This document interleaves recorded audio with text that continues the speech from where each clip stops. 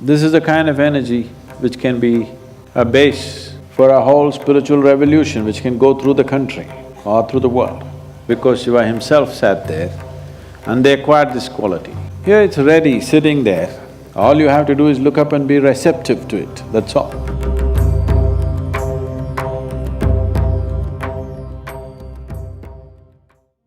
When Adiyogi himself was in a state of distress, or maybe distress is not the word, when he was in a certain state of acrimony with himself, when he could not fulfill the promise that he kind of made to a devotee, because he got deceived by some other forces. He was disappointed and angry with himself, in a certain state of despondent. In that state, he came and sat here. Probably most of you know the story about why he became like this. So to put it very simply, a South Indian woman, South, the very tip of the subcontinent, which is today, for a long time it's been known as Nagarkoil, which means the serpent temple. Today the very tip is known as the Kanyakumari, where the three oceans meet and merge. So really down south, a woman devotee expressed her love for him and said, she set a date for him. No, she was not having a date with him, she set a date for him. That by this day's sunrise, if you do not appear and marry me, I will shed my body. So, when he looked at her, when he looked south and saw the intensity with which she was saying this, he knew that this is for good, this is for real. That she's actually going to leave her body if he does not make it. So he started his journey from the upper regions of Himalayas down south.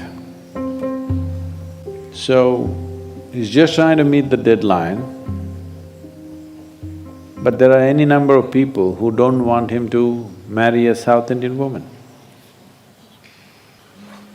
So, they put various types of obstacles in his way, but he ignored all that and he came on. When he came very close to this place, when he was just 22 kilometers away, what they did was, they put up a huge heap of camphor and lit it far away. In the early morning, mist, when there is mist, every particle of water in the air acts like a magnifying glass, and it just blew up in such a big way that it actually looked like a sunrise. Then they told him, sun has come up, she would have left her body anyway, what are you going there for? He was just 22 kilometers away from that place. Then he saw the whole place being lit up by the sunrise, which was actually a camphor hill that they lit. He felt totally dejected with himself that he couldn't make it in time, and he turned back. So that place today is known as the Suchindran. And he walked up this way, went up this mountain and sat there, despondent, angry, in a state of self-acrimony. He did not sit there blissfully. He sat there very intense, angry, not with someone else, for his own failure. So because he sat here in that condition, which is rare, the place acquired a completely different kind of intensity, a completely different kind of quality about itself, and it bred a whole series of yogis who went to do sadhana there because Shiva himself sat there, and they acquired this quality. They walked with the same rage and intensity, not rage about anybody, simply angry, not about anything. So, a whole series of yogis came from that.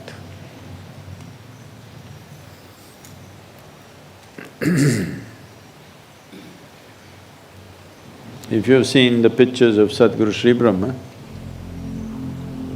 he looks like that. That Veerappan would look like a kindergarten child. Veerappan will really look innocent and baby-faced. That's how fierce he looks, for no reason. He simply walked in anger all the time, not about anybody. Extremely compassionate, but just angry. So this was not the first one, the whole series of them like this, because they got their push from the energy at the peak of this mountain. And they acquired this. For them, for this series of yogis who came, for them, the only transmission that they would trust is that of the Adi-yogi. They are not the kind to trust anything else. They are not the kind to trust any other human being on the planet. Only if it comes from him, it's real for them, otherwise it's not. So they grew in this, because here Adi-yogi sat in a certain state of fierceness, despondence, and a kind of acrimonious condition within himself. The very peak acquired that quality, divine, but in a different way. They became that kind. You don't know how much it's taken to culture this one, to civilize this one, to make it look… I know I still don't look civilized, but I'm at least… if you don't see my face, I'm sounding civilized, haven't I?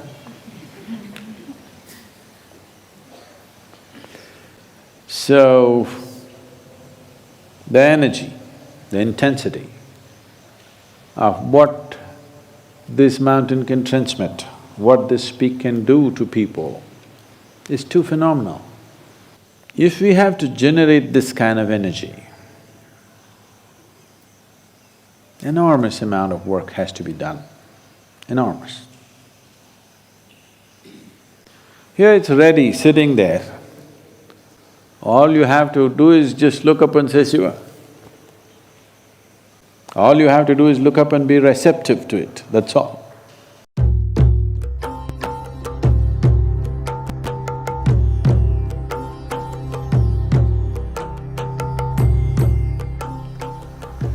When such a energy basis is available, this is the kind of energy which can be a base for a whole spiritual revolution which can go through the country or through the world.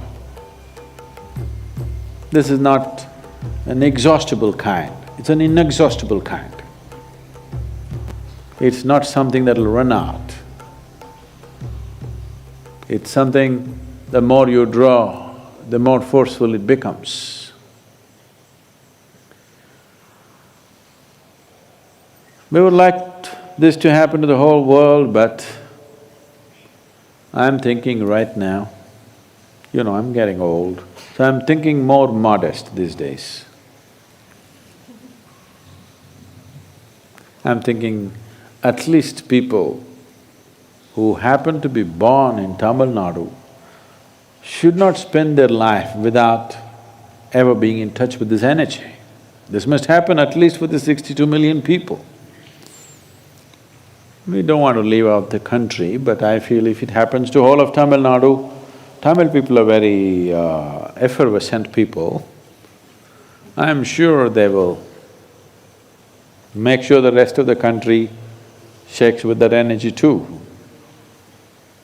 If all of them get it. For me personally, the mountain is of great significance because my guru chose to leave his body there too.